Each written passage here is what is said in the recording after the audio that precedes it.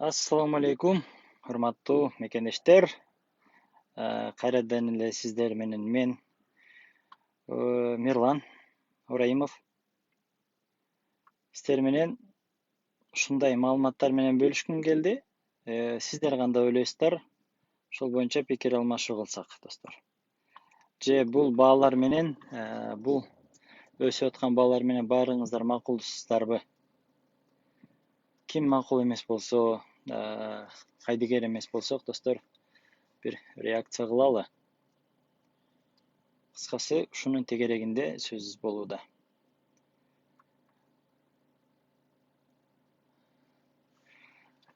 Кандай дейсиздер, достор?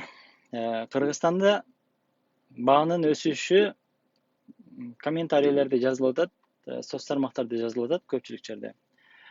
Көбүңүздөр айтып атасыздар, баалар баарында эле өсүп атат, бар жерде эле өсүп атат деп. Ооба. Көрүп турабыз, бизде эле эмес, башка жерлерде да баалар өсүп атат. Бирок кандай темп менен, кандай убакыт менен өсүп атат? Ошону да карасак жакшы болот эле. Менди калпайттырбайт. Сыртта иштеп жүргөн биздин мекендештер, Россия жергесинде иштеп жүргөн мекендештер. Жок, ал жакта дагы баалар көтөрүлүп атат десе, кандай темп менен көтөрүлүп атат, мен сиздерге айтып берейин. Россияда мен канчадан бир анализ жүргүздүм. 9 ай, 10 ай, 1 жылдын ичинде 3 сомдон, 4 сомдон, рубльдан, 4 рубльдан 10 рубльга чейин баа көтөрүлдү. Аны көрдүк. Бизде кандай болду? Бизде Кыргызстанда күн сайын көтөрүлүп атпайбы? Күн сайын. Себеби эмнеде? Себеби бир эле. Аны баарыңыздар жакшы билесиздер. Биринчиден, заправщиктер бийликке келип калганы.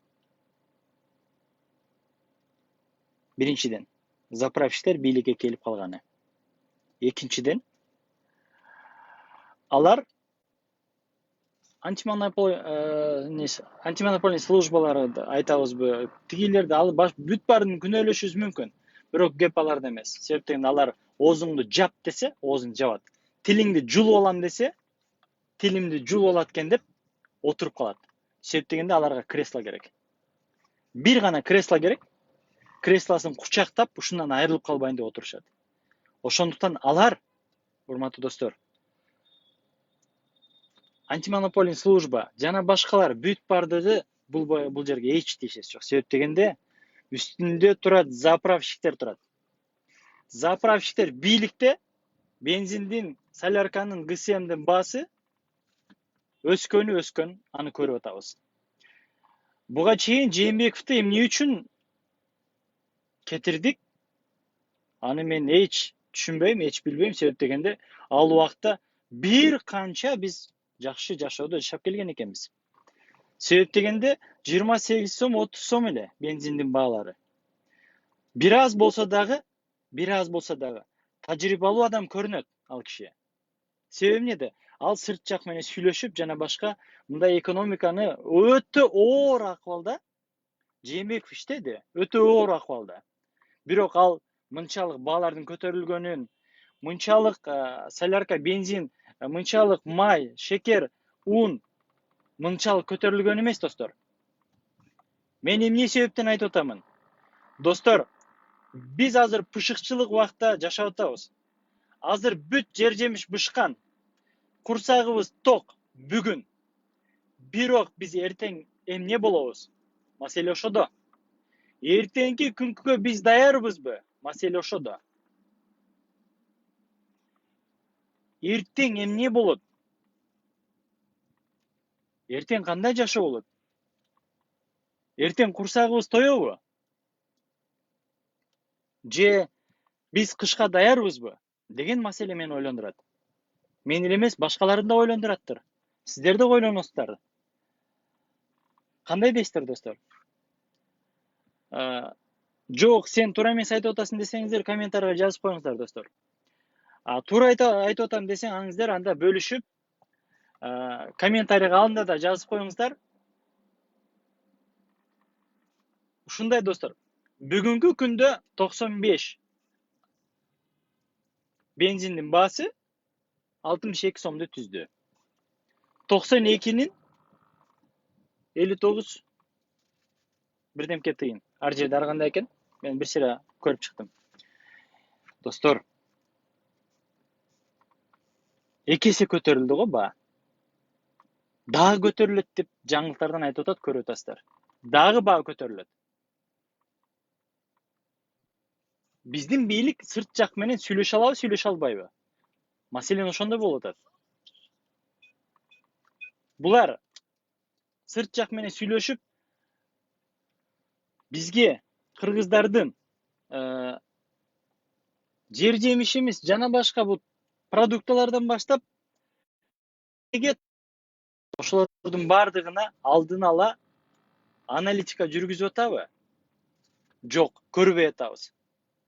Бир гана пиар мактанган, ал менен договор түзүп, асманды эмне кыласың? Баалар асманга учуп баратканда. Баалар асманга учуп кетип атпайбы?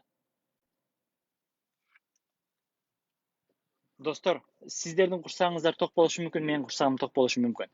Бирок карапайым калк, эл аябай кыйналып аткан убактысы. Дагы да кыйналат алдыда.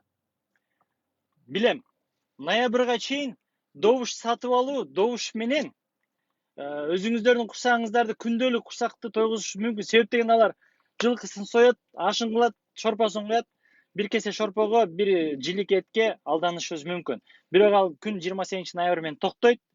28 ноябрдан чу дегенде нарагына декабрь, январь, февраль кыштын кычыраган сугу келет.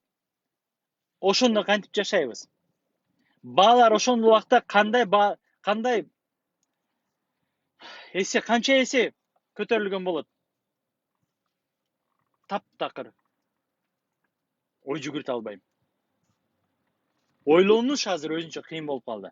Себеп дегенде жаңылыктардан айтып атат, Россия Кыргызстанга болгон лимитти жокко чыгарды деп. Сиздерде уктуңуздар болуш керек аны. Дагы баалар көтөрүлөт деген бул чоң сиздерге намек. Баалар дагы көтөрүлөт деп намек берди. Кыргыз даярдан деп айтты, да? Мындайча айтканда. Азыр бизден чыккан продукталар жана башкалардын баары кымбаттады деп алар да бааны көтөрүп алды. Бийликтин иштеп атканы ушулбу? Бирдемке көтөрүлсүн, эки нерсе көтөрүлсүн. Бирок үчүнчү нерсе бир аз адамды кармап реалдуу болуш керек да.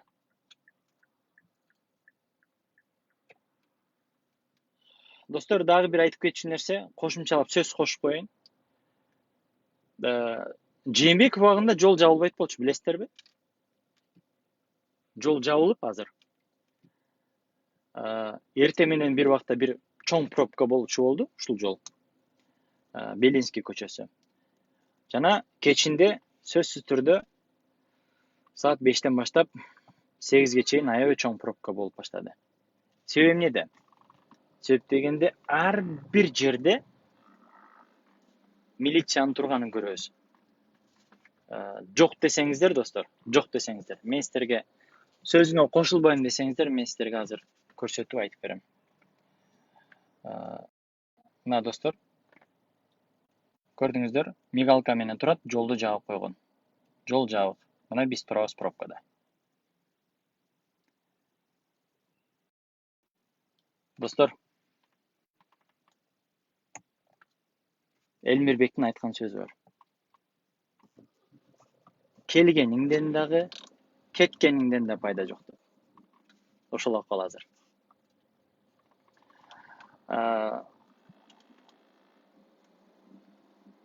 Буну мен сиздерге сөзсүз кошуп кетиш керек болду, себеп дегенде мен бул жерде аябай көп турабыз. Машинасы бар жана башкаларга баргыларга мындай отуруп машинасын жыргап жүрө берет, достор. Бирок жөө жүргөн биздин мекендештерибизчи. Алардын Россиядагыдай жанакындай жолдор жок, автобустун жолдор. Булар биз жүргөн жол менен жүрөт. Булар бир маршрутка бир жерде пробкада турса, ошол адам 3 саатта, 2 саатта үйүнө жетет. Кыскасы достор, айта берсем маселе көп. Бирок достор, баалар асманга учуп баратат, баалар асманга өсүп баратат.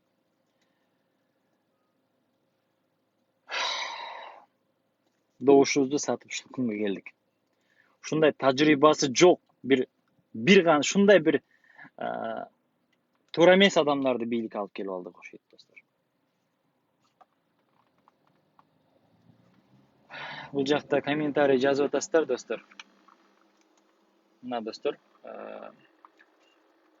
көрдүңүздөр, мына милициянын туруп бир убакытта ушундай жаап өткөзүп, ушундай маселелер болуп келген.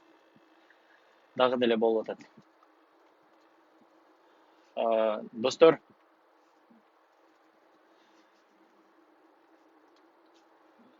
түшүнбөйм, билбейм, баалар 70-80 сомго чыкса, карапайым калк, карапайым эл кандай акыбалда калмак? Кандай акыбалда болот?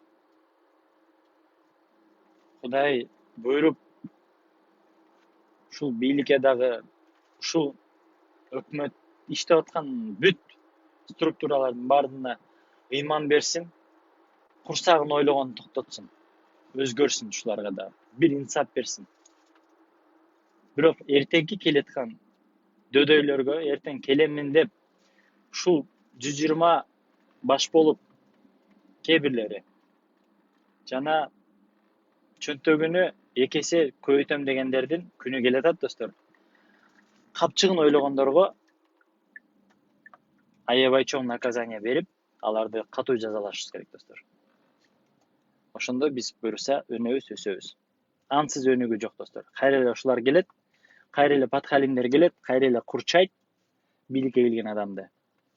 Тегерегини ошолор эле курчап, ал ошол бийликте турган адам ошол аквариумдан, же болбосо ошол капастан сыртты көрбөй калганы ушул акыбал болуп атат. Ошондуктан достор, эртеңки күнүбүз эмне болот? Эч ким билбейт. Бардыгы эл азыр туңгуюкта. Аман болсо жашап көрөрбүз. Биз жашап көрө берип тойбодукпу? Кыргыз эли бир полигон болуп калдык го. Подопытный кролик болуп биз. Ар кандай ыкма менен бизди ар кандай сыноолорго сала берип, булардын курсагы тойбоду го.